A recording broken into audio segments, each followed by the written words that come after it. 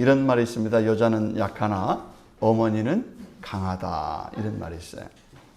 어머니의 마음은 바다보다 깊다. 이런 말이 있습니다.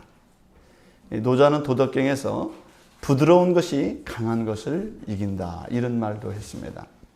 이 말의 공통점은 바로 어머니가 가지고 있는 사랑에 대해서 말씀하고 있습니다. 한 여인이 결혼을 한 후에 자녀를 낳은 이후부터는 여자가 아니라 어머니가 되는 거예요. 그때부터는 모성애를 가진 어머니라는 마음이 마음속에서부터 생성이 되게 되는 것입니다. 그래서 모성애를 가진 엄마는 이 세상에 누구도 이길 수 없는 강한 힘을 가지게 되는 거예요. 가정에서 자녀를 양육하는 어머니가 있다면 이 어머니를 이길 수 있는 사람은 아무도 없어요. 심지어 동물조차도 모성애를 가진 동물은 대항하기가 너무너무 어렵습니다. 엄마들은요, 달려가는 버스도 잡아요. 좀 더 세지면 기차도 잡을 기세로. 엄마들은 못하는 게 없어요. 자식을 위해서라면 어떤 것도 하는 게 바로 어머니들의 모습입니다. 지난번 영상을 하나 봤는데 닭이 독수리를 이기는 것을 보았습니다. 병아리를 잡아가려는 독수리와 싸우는 닭의 모습을 보면서 얼마나 닭이 용감한지 몰라요. 엄마 닭이 독수리한테 잡혀먹을 수도 있는데 이 병아리를 지키기 위해서 목숨을 걸고 두려워하지 않은 채 독수리와 싸워서 이 병아리를 지켜내는 용맹함을 화면으로 볼 수가 있었어요. 이렇게 어머니의 사랑의 힘은 대단한 것입니다. 오늘 성경에서 예수님께서는 제자 베드로에게 이 세상에 가장 강력한 힘이 무엇인 줄 아느냐? 이 세상을 변화시키고 이 세상을 참으로 놀라운 역사를 일으킬 수 있는 가장 강력한 힘은 바로 사랑이라는 것을 알려주고 있습니다. 주님은 제자의 요건에 대해서도 말씀해 주고 있어요. 요한복음 13장 35절에 보면 이렇게 말씀했어요. 너희가 서로 사랑하면 이로써 모든 사람이 너희가 내 제자인 줄 알리라 그랬어요. 너희가 서로 사랑하고 있으면 다른 사람들이 너희들을 보고 야, 저 사람들은 예수님의 제자가 맞구나. 저 사람 진짜 크리스찬이 맞구나. 무엇을 보고 안다는 거예요? 사랑하고 있으면. 성도들끼리 사랑하고 영혼을 사랑하고 주님을 사랑하는 마음을 가지고 있으면 사람들이 여러분들을 주님의 제자로 인정하게 된다는 거예요. 믿음의 조건에 대해서도 주님께서 이렇게 말씀했습니다. 요한복음 13장 34절에서 이렇게 말합니다. 새 계명을 너희에게 주노니 서로 사랑하라. 내가 너희를 사랑한 것 같이 너희도 서로 사랑하라. 요한복음 15장 12절에서도 말씀합니다. 내 계명은 곧 내가 너희를 사랑한 것 같이 너희도 서로 사랑하라 하는 이것이니라. 너희들이 믿음을 가졌다면, 너희가 하나님을 섬기는 사람이라면 너희들이 뭐하는 사람이 되라고요? 사랑하는 사람이 되라. 사랑을 마음속에 품고 살아가는 사람이 되라. 그랬던 것입니다. 내가 그리스도인이요 내가 주님의 자녀로서 이 땅에서 믿음을 갖고 살아간다면 내 안에 진정으로 사랑이 있는지를 점검해 볼 필요가 있는 줄로 믿습니다. 내 안에 하나님을 사랑하고 있는가? 내 안에 영혼들을 사랑하는 마음을 가지고 있는가? 내가 이웃을 사랑하고 교회를 사랑하고 있는가? 성경은 사랑하는 자가 바로 믿음을 가진 사람이라는 것을 말씀하고 있는 것입니다. 저는 우리 경기중학교 성도 여러분들 마음속에 주님을 사랑하는 마음이 충만한 믿음의 사람이 되기를 주의 이름으로 축원합니다. 그럼 오늘 본문에서 우리는 무엇을 점검해 봐야 할까요? 내 마음에 사랑이 있는지를 첫 번째로 점검해 봐야 됩니다. 사랑에는 원칙이 있습니다. 사람의 마음속에 원칙이 있어야 그 원칙에 의해서 의사결정도 하고 무엇을 선택하는 행동을 할 수 있는 것입니다. 이 원칙이 내 행동의 기준이 될 수가 있는 거예요. 사람이 원칙을 갖고 살아가면 그 사람은 그 행동에 대해서 당당하게 행동할 수가 있는 것입니다. 원칙이 없으면 이렇게 할까 저렇게 할까 늘 망설이게 돼요. 그런데 오늘 주님은 제자 베드로에게 원칙을 알려줬어요. 하나님 나라에 살아갈 때 너의 마음속에 반드시 가져야 될 삶의 원칙. 그것은 네 마음속에 사랑의 마음을 가져야 된다는 거예요. 사랑의 마음을 가지면 그 사랑이 힘을 발휘하게 될 거라는 것입니다. 예수님의 핵심적인 가르침은 믿음이 있다면 너희들이 사랑하는 마음을 가지고 있어야 된다. 이것입니다. 아무리 세상이 변해도 사랑은 변하지 않고 오염되지 않는 것입니다. 사랑은 시대를 불문하고 변하지 않습니다. 사랑은 강력한 힘을 가지고 있어요. 사랑의 힘을 이길 수 있는 것은 세상에 어떤 것도 없습니다. 사랑은 아무것도 아닌 것 같고 사랑은 무형의 것이지만 이 사랑은 모든 것을 능가할 수 있는 힘을 가지고 있다는 사실을 성경은 우리에게 가르쳐주고 있는 줄 믿습니다. 고린도서 13장에서 말씀했어요. 믿음도 좋고 소망도 있어야 되고 사랑도 우리에게 있어야 된다는 거예요. 믿음, 소망, 사랑 이 세 가지는 항상 있을 것인데 그 중에 제일은 사랑이라. 믿음도 있어야 되고 소망도 있어야 되는데 그 중에 제일은 사랑이라. 사랑이 없이는 안 된다는 거예요. 이 세상 끝날까지 없어지지 않는 것이 있는데 그것이 뭐라고요? 사랑이라는 것입니다. 그 사랑은 지구가 종말에 오는 그 순간까지도 사랑은 존재한다는 거예요. 여러분, 우리가 예전에 타이타닉호를 봤죠. 타이타닉호가 침몰할 때, 그 배가 침몰할 때 마지막에 사람들이요 제일 먼저 서로 살려고 막 아우둥바둥합니다. 침몰하는 배에서 서로 살고 싶지 않겠어요? 그런데요, 남자들이 여자와 아이들을 먼저 구조선에 태웁니다. 왜 그러죠? 무엇이 발동한 거죠? 내가 죽어도 저 아이들과 그리고 저 약한 여자들은 살려야 된다는 사랑의 마음이 발동했기 때문에 그래요. 그래서 찬양을 하는 연주자들이 있습니다. 그 연주자들은 구조선에 타려고도 하지 않아요. 그 많은 사람들에서 찬송가를 들려줍니다. 내 주를 가까이 하게 하며. 그들은 구조선에 타지 않습니다. 그리고 많은 사람들에게 찬양을 들려줘요. 희망을 가져라고. 마지막 죽음 앞에서도 우리가 주님을 찬양하는 사람으로 살아라고. 희망을 버리지 말라고. 주님을 사랑하는 마음으로 마지막을 보내라고. 그들은 찬송을 들려주고 있는 것입니다. 이 세상 끝날까지 없어지지 않는 것이 바로 사랑인 줄로 믿습니다. 사랑하는 성도 여러분, 우리 마음속에 사랑을 소유한 믿음의 사람으로 사시길 주 이름으로 축원합니다. 그 사랑을 가장 아름답고 위대하게 보여주신 분이 있어요. 그게 바로 예수 그리스도이십니다. 예수님은 십자가에서 우리를 향한 사랑이 어떠해야 되는지를 손수, 몸소 사랑의 헌신을 통해서 알려주셨습니다.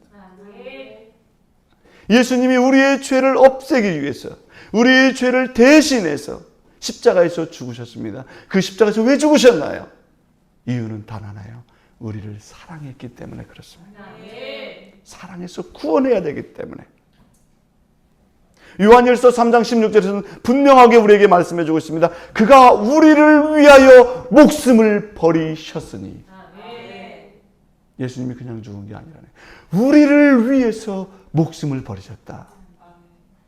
데살로니가전서 1장 4절에서 말씀했어요. 하나님의 사랑하심을 받은 형제들아, 너희를 택하심을 아노라. 하나님이 여러분들을 택한 이유가 뭔지 아십니까? 하나님이 여러분들을 사랑해서 여러분들을 택했다고 성경은 말씀하고 있는 것입니다. 이사야 53장 5절에서도 말씀했어요. 그가 찔림은 우리의 허물을 인하며 그가 상함은 우리의 죄악을 인함이라. 그가 징계를 받음으로 우리가 평화를 누리고 그가 채찍에 맞음으로 우리가 나음을 입었도다. 그랬어요. 예수님이 채찍을 맞고 상처를 받고 찔리고 채찍에 맞은 것은 왜 그렇게 받았느냐? 다 우리를 사랑했기 때문에 대신 그 험한 고통을 받으셨다라고 하는 것이 바로 성경의 말씀인 것입니다. 예수님의 십자가는 바로 우리를 향한 사랑이 어떠해야 되는가? 예수님의 사랑이 얼마나 고귀한 건가를 성경은 알려주고 있어요. 그래서 십자가는 사랑인 것입니다. 나를 포기하지 않는 사랑. 우리를 끝까지 구원하고자 하는 하나님의 사랑을 실천한 분이 누구시냐? 바로 예수 그리스도이신 것입니다. 오늘 우리는 예수님의 사랑의 품으로 와서 예배를 드리는 줄로 믿습니다. 여러분, 교회 와서요, 내가 누구를 바라봅니까? 하나님의 사랑의 품 안에서 우리가 예배를 드리고 그 사랑의 하나님 앞에서 우리가 찬송하고 그분의 말씀을 듣고 그 사랑 앞에 내 마음이 다시 평안해지고 다시 용기를 얻고 다시 희망을 갖고 살아갈 수 있는 용기가 여러분에게 있기를 주의 이름으로 바랍니다. 그래서 교회로 오면 주님의 사랑 앞으로 오는 거예요. 그 사랑에 하나님의 그 위대한 사랑, 주님의 그 위대한 사랑이 여러분들의 가정에도 가득하기를 주의 이름으로 바랍니다. 그 주님이, 그 사랑 많으신 주님이 베드로에게 사랑을 점검하고 있어요. 베드로에게 묻습니다. 15절에서 이렇게 말해요. 예수께서 시몬 베드로에게 이르시되 요한의 아들 시몬아, 내가 이 사람들보다 나를 더 사랑하느냐. 저는 이 말씀을 보면서 요한복음 21장을 읽어보면 그 마지막 부분, 예수님께서 부활 후 3번째 나타나시고 베드로를 만나주시면서 이제 예수님께서 승천을 앞에 두고 제자 베드로에게 가장 중요한 질문을 하고 있는 거예요. 그 중요한 많은 질문 가운데서 주님은 무엇을 질문하십니까? 네가 나를 사랑하느냐. 사랑에 대한 질문을 하고 있어요. 그것은 뭐냐면, 제자라면, 네가 진짜 제자라면 네가 첫 번째 가져야 될 마음의 원칙이 있다. 그것은 바로 네 마음속에 사랑하는 마음을 가지고 있어야 된다. 네가 나를 사랑하느냐. 요한일서 4장 11절에서 이렇게 말씀했습니다. 사랑하는 자들아, 하나님이 이같이 우리를 사랑하셨은즉 우리도 서로 사랑하는 것이 마땅하도다. 하나님이 우리를 십자가에서 사랑하셨으니 너희도 사랑의 마음을 갖는 것이 마땅하도다. 성경은 우리에게 말합니다. 여러분들의 마음속에 사랑의 마음을 갖고 사랑하는 것은 당연한 것이다. 사랑이 없으면 안 된다. 그런 거예요. 믿음의 사람은, 우리가 믿음의 사람, 크리스찬이라고 살아간다면 우리들의 마음속에 사랑하지 않으면 안 된다는 거예요. 이건 의무요, 책임이요, 지당한 행위이라는 것을 성경은 말씀해 주고 있는 것입니다. 사실 주님은 제자 베드로를 만나서 다양한 질문을 할 수가 있었을 거예요. 베드로, 너는 이제 사명대로 살아, 이렇게 말할 수도 있었을 거예요. 베드로, 너는 이제 제자로서 살아라, 이렇게 말할 수도 있었을 거예요.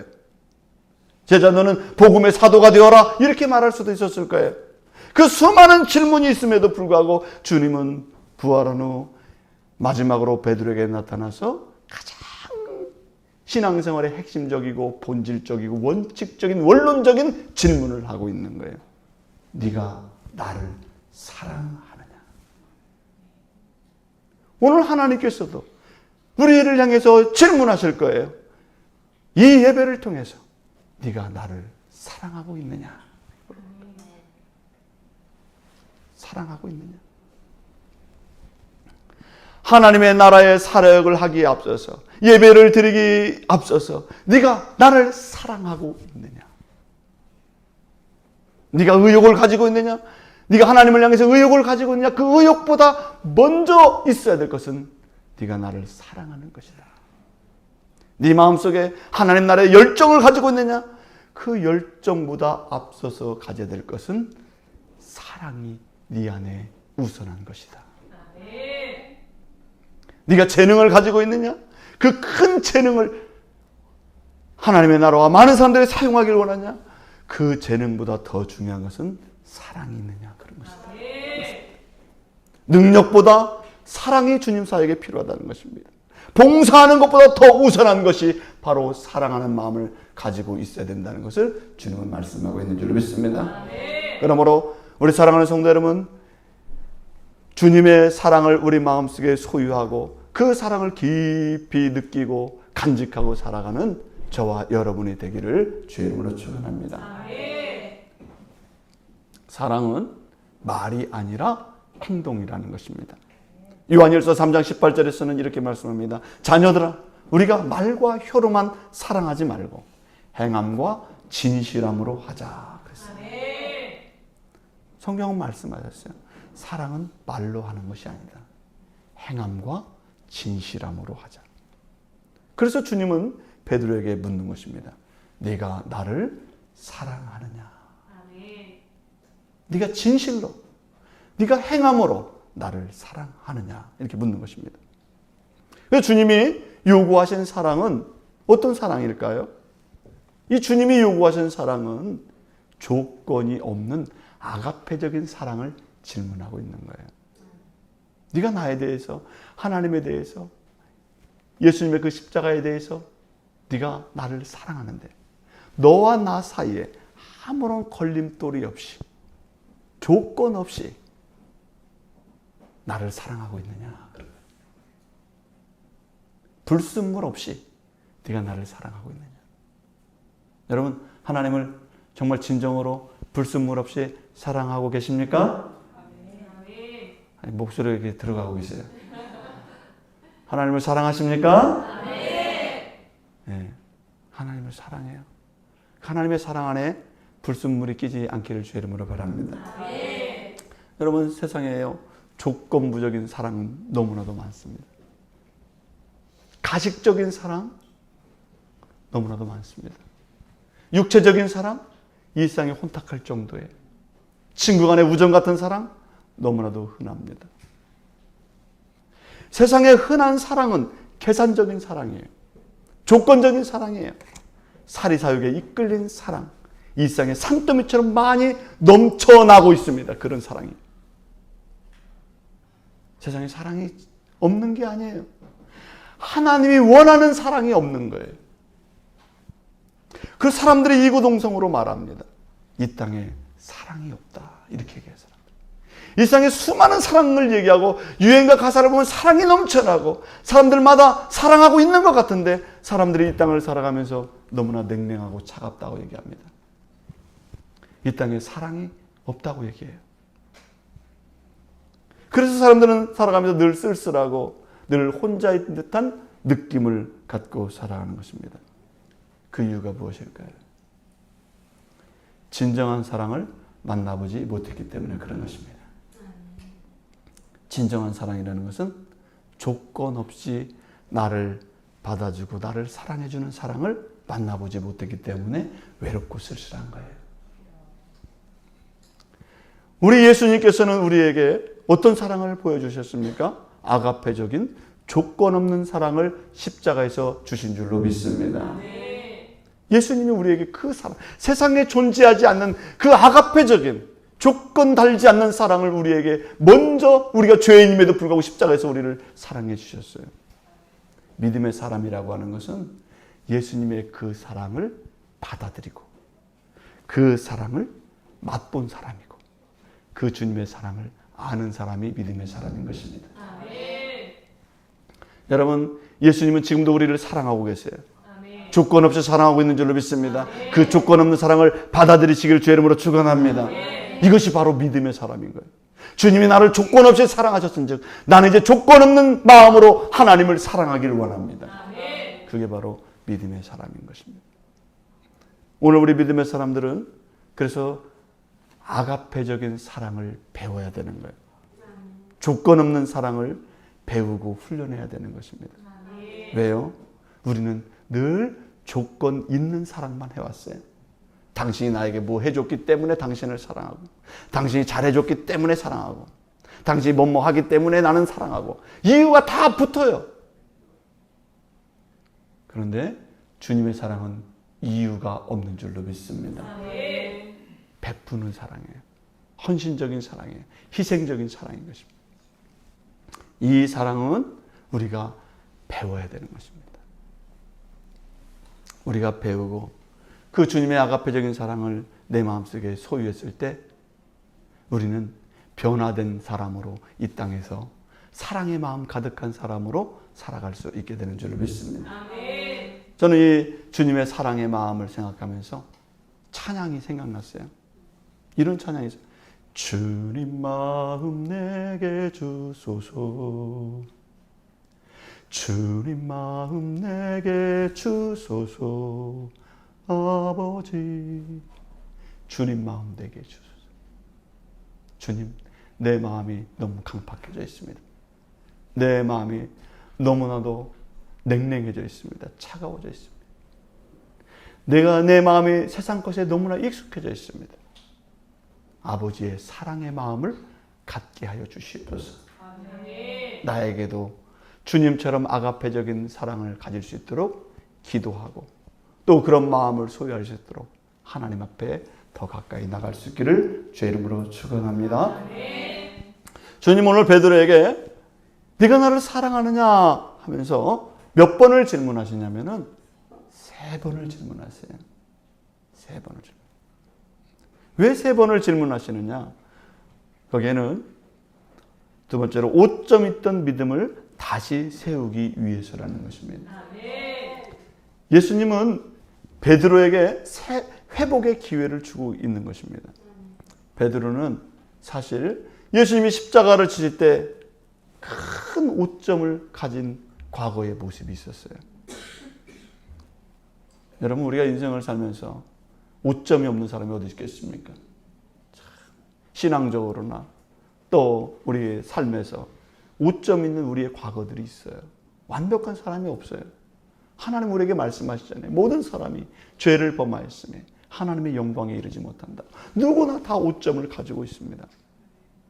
그러나 주님께서는 이 베드로가 가지고 있는 크나큰 그 5점을 다시 회복할 수 있는 기회를 주고 있다는 것을 오늘 성경 우리에게 말씀하고 있는 것입니다. 아멘. 베드로는 십자가를 때 3번이나 예수님을 모른다고 했어요.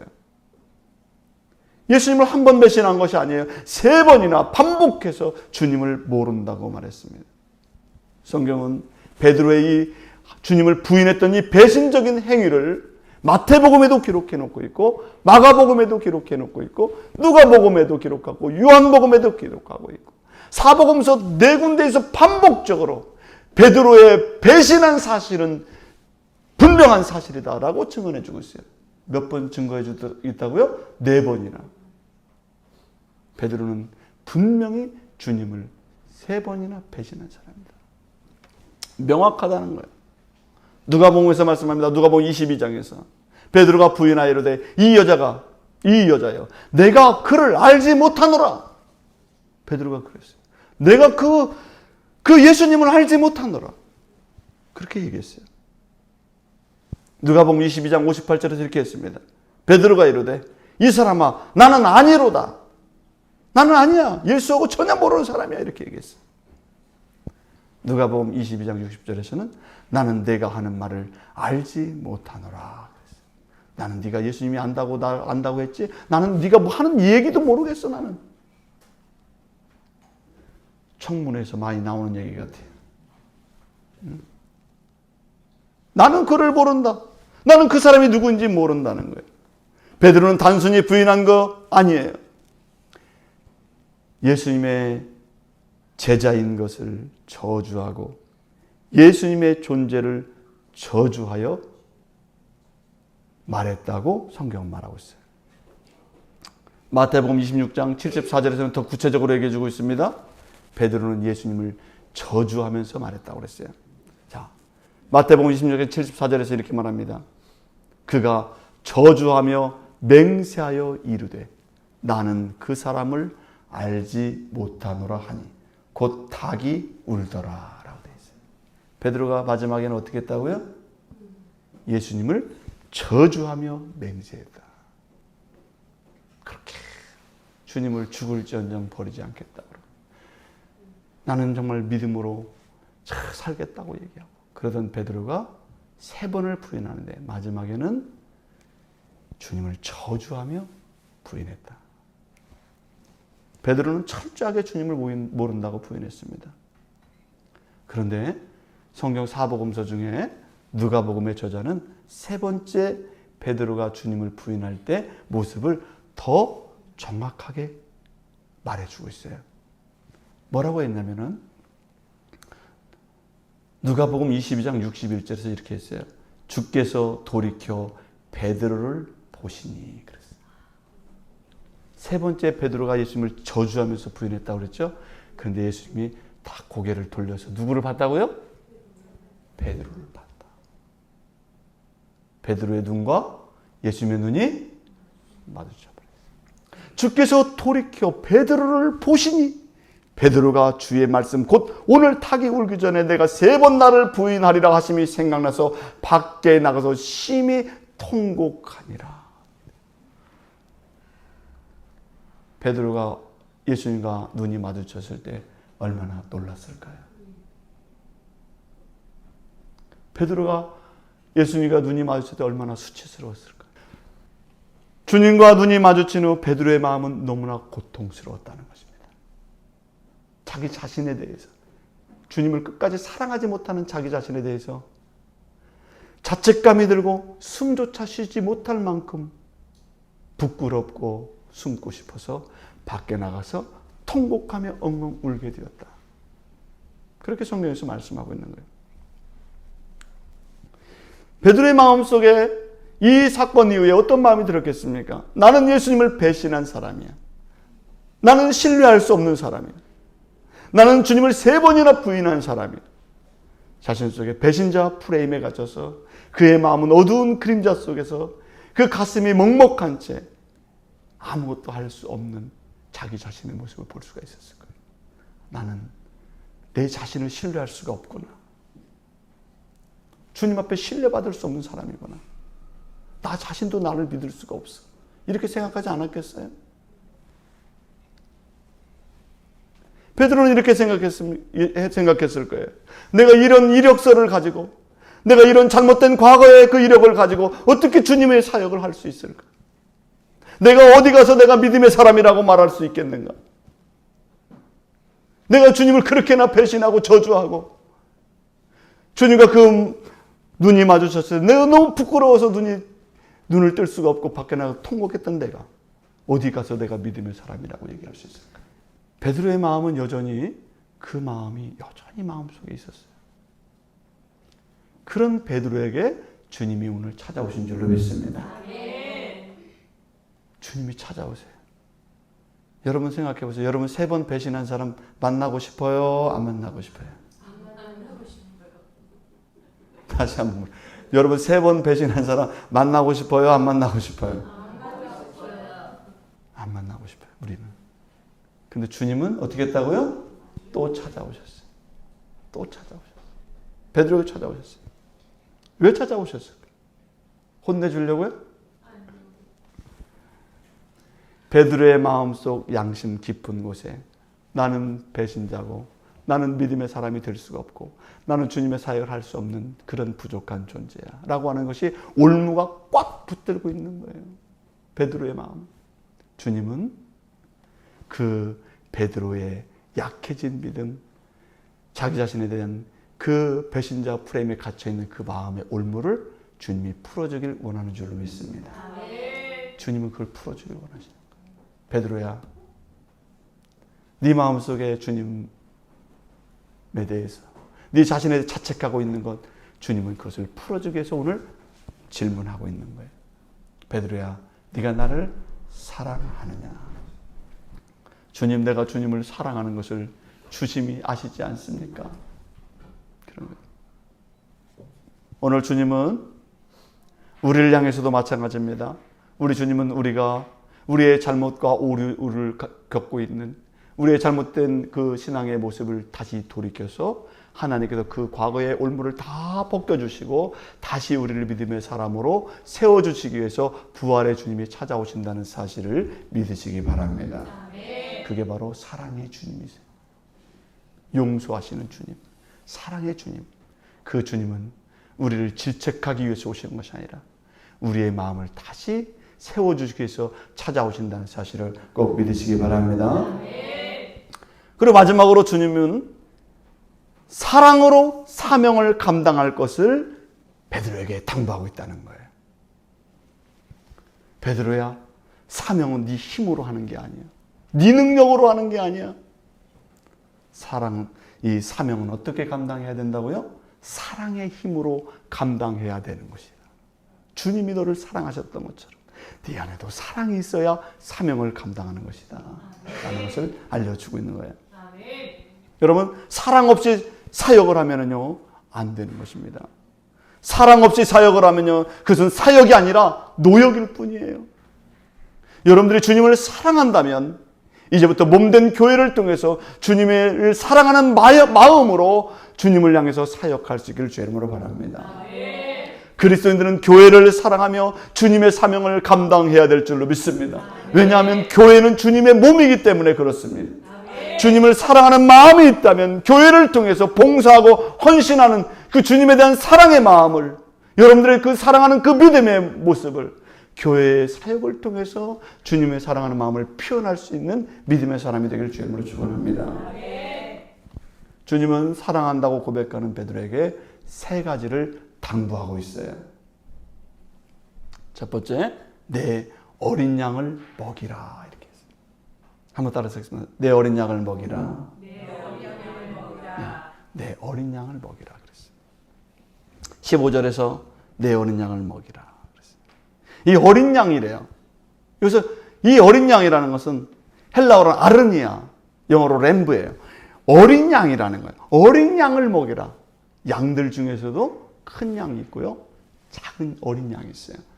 양들 가운데 어린 양들이 있다는 거예요. 그 어린 양을 새끼 양들이에요. 그 새끼 양들을 먹여라, 그런 얘기예요. 어린 양의 특징이 무엇입니까? 어린 양들은요, 다 자기 마음대로예요. 우리 어린이들 특징이 뭡니까? 다 자기 마음대로예요. 통제가 잘 안 돼요. 통제 불능이 뭐라고요? 어린아이들. 오늘 어린이 주일이에요. 우리 어린이들 통제가 안 돼요. 우리 최 권사님 지금 어린이들 통제하느라고 힘들어해요. 왔다 갔다. 우리 어린이들이 어떻게 예배 잘 들을 수 있게 할 수 있을까? 어린이들은요, 5분 앉아있으면 힘들어해요, 애들이. 왜냐하면 5분 집중하면요, 뭐 딴짓을 좀 한번 하고 와서 또 집중할 수 있어요. 어린이들은 5분 이상 집중 못 합니다. 당연한 거예요. 어린 양이기 때문에 그렇습니다. 어린 양들은 자기 마음대로 움직이고 행동합니다. 기준이 없어요. 어디로 튈지 몰라요. 어린 양들은요, 어디가 위험한지 몰라요. 왜? 경험이 없어서. 막 그래서 골짜기로도 가고요. 지가 갈 수 있는 건 다 가요. 그 위험한데도 불구하고 가요. 어린 양들은 그렇습니다. 어린 양들은요, 먹을 것을 스스로 먹지도 못해요. 그래서 배가 고파서 죽어요, 그냥. 먹는 것도 제대로 못해요. 이게 독초인지, 이게 사나운 짐승인지, 저 짐승이 나를 잡아먹을 건지 그 분간도 안 돼요. 어린 양들은 그렇습니다. 그래서 어린 양은 반드시 돌봄이 필요한 것입니다. 신앙생활에서도 초보자 신앙생활 하시는 분들이 있어요. 신앙생활을 처음 하신 분들이 있어요. 그런 분들에게는 주의 사랑으로 세심한 돌봄이 필요한 줄로 믿습니다. 예수를 처음 믿는 분들은 모든 게 낯설고 모든 것이 익숙지가 않아요. 여러분들이 아멘 하는 것도 이해가 안 돼요. 저 왜 아멘을 하고 있지? 은혜라는 단어도 몰라요. 뭐 은혜가 뭐야 도대체? 몰라요. 설교를 하는데 설교 내용이 하나도 귀에 안 들어와요. 왜? 자기하고 익숙한 언어들이 아니에요. 어린 양들은 그렇습니다. 그런데 주님께서 베드로에게 말씀합니다. 이 내 어린 양을 먹이라 그랬어요. 늘 갓난아이들과 같소. 그리고 어리지만 그들에게 순전하고 신령한 젖을 공급해서 그들을 양육하고 돌보라고 성경은 말씀하고 있는 줄 믿습니다. 베드로전서 2장 2절에서 말씀했어요. 갓난아기들 같이 순전하고 신령한 젖을 사모하라 그랬어요. 그것으로 말미암아 너희로 구원에 이르도록 자라게 하려 함이라 그랬어요. 하나님 말씀의 초보이신 분들, 그리스도의 초보인 사람들에게 순전하고 신령한 젖을 먹이라고 성경은 말씀하고 있어요. 오늘은 어린이 주일입니다. 어린이들에게도 하나님 말씀을 어린 아이들에게 맞는 그런 양식과 꼴을 잘 먹여서 사랑으로 녹여진 그 말씀을 잘 먹여서 어린이들이 믿음 생활을 잘 할 수 있도록 돌보는 저와 여러분이 되기를 주의 이름으로 축원합니다. 주님은 마가복음 10장 14절에서 말씀했어요. 어린아이들이 내게 오는 것을 용납하고 금하지 말라 그랬습니다. 예수님 당시에는 성경에도 나와 있듯이 사람 수를 셀 때 어린아이와 여자를 뺀 수가 5,000명이라고 되어 있어요. 그럼 사람 수에 들어가요, 안 들어가요? 어린아이들은 사람 수도 안 들어갔어요.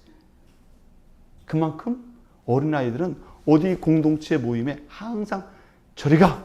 이런 존재예요. 너네 저쪽 나가 있어. 저쪽 오지 마. 이게 어린아이들이에요. 그런데 주님은 어떻게 했다고요?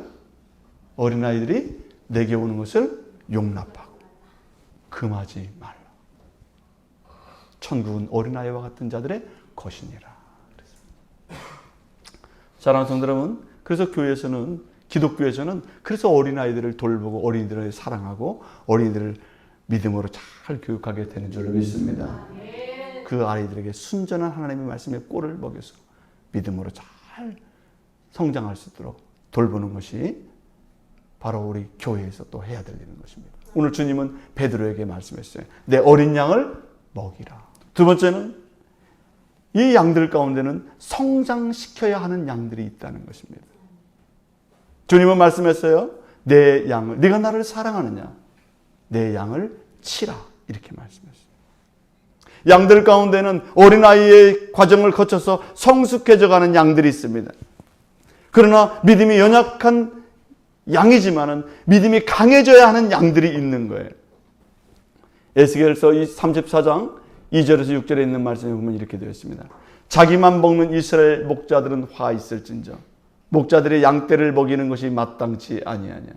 양떼를 먹이지 아니하는도다. 너희가 그 연약한 자를 강하게 아니하며 병든 자를 고치지 아니하며 상한 자를 싸매주지 아니하며 쫓기는 자를 돌아보지 아니하며 잃어버린 자를 찾지 아니하고 다만 포악으로 그것을 다스렸도다. 내 양떼가 온 지명에 흩어졌으되 찾고 찾는 자가 없도다. 그랬어요. 에스겔서에서는 질책하고 있는 거예요. 믿음이 성장하지 못하는 그 양들, 오랜 질병에 걸려서 그 양들을 굳건하게 만들고 조금 더 그 양들을 치유하고 돌보아야 될 텐데 왜 돌보지 않느냐, 그런 거예요. 아직도 지금 믿음이 성장하지 못하고 있는 발육이 안 된 그 양들이 있는데 그들에게 왜 양식을 먹이지 않고 그들이 독초를 먹고 고생하는 양들이 있는데 그들을 돌봐서 성장시킬 수 있도록 하라고 에스겔서에서는 말씀하고 있는 것입니다. 그래서 오늘 주님께서는 뭐라고 얘기하고 있습니까? 내 양을 치라. 내 양을 치라. 양들 가운데는요, 목자의 인도함을 잘 받지 않고 위험한 곳으로 자꾸 나가는 양들이 있습니다. 그런 양들을 어떻게 하라는 것입니까? 양들을 잘 성장하도록 잘 치라, 이렇게 말씀하고 있습니다. 치라는 말은 훈련시키고 강건한 믿음의 사람이 되도록 만들라는 얘기예요. 때리라는 얘기가 아니에요. 훈련시키고 강건한 믿음의 사람이 됐어. 흔들리지 않도록, 병들지 않도록, 위태한 데 빠지지 않도록 강건한 믿음의 사람이 되도록 어떻게 하라고요? 네가 치어야 된다. 훈련시켜야 된다. 오늘 베드로에게 주님은 말씀하고 있는 것입니다. 에베소서 3장 16절에서 이렇게 말씀했어요. 그의 영광의 풍성함을 따라 그의 성령으로 말미암아 너희 속의 사람을 능력으로 강건하게 하시오며 그랬어요. 능력으로 강건한 믿음의 사람을 만들라고 베드로에게 얘기하고 있는 것입니다. 사랑하는 성도 여러분, 오늘 우리들의 믿음도 내가 어린아이의 양에서 좀 더 강건한 양으로 가기 위해서는 여러분들이 훈련받고 말씀에 더 흔들리지 않는 어떤 환경 속에서도 믿음을 지켜나갈 수 있는 그런 믿음의 사람으로 성장해 나가야 될 줄로 믿습니다. 세 번째는 강건한 목자 같은 역할을 하는 양들이 있다는 거예요. 양들 중에는요, 강건한 양들이 있어요. 세 번째 양을 먹이라고 말씀할 때는 이 양은 첫 번째 어린 양이라고 했고 세 번째 양은요, 어떤 양입니까? 헬라어로는 프로바타예요. 그냥 쉽이에요. 양이에요. 큰 양이에요. 양은 어린 양만 있는 게 아닙니다. 강건한 양들도 있어요.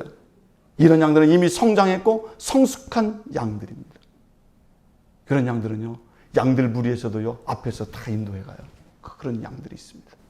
이 성장한 양들은 목자가 원하는 것이 무엇인지를 잘 간파하는 양이에요. 경험적으로 잘 알아요. 목자의 음성을 듣습니다. 목자가 뭐라고 얘기하는지 다 알아요. 옛날 몽골 초원에서요, 이렇게 영화 다큐가 나오는데 그 양들이 막 가는데요, 그 목자가 뭐 휘파람으로 샥 부르니까요, 양들이 샥 오더라고. 이렇게 소리만 들어도요, 뭘 원하는지를 아는 거예요. 양들이.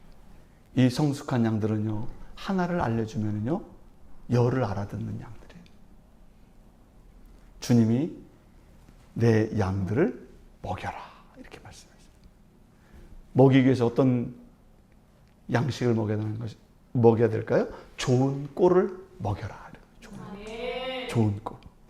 에스겔서 34장 13절에서 16절에 있는 말씀에 보면은 좋은 꼴을 먹이고 살진 꼴을 먹이라. 성장한 양이라고 해서 꼴을 먹지 않는 게 아니에요. 오히려 좋은 꼴을 먹이고 살진 꼴을 먹이라고 말씀하고 있어요.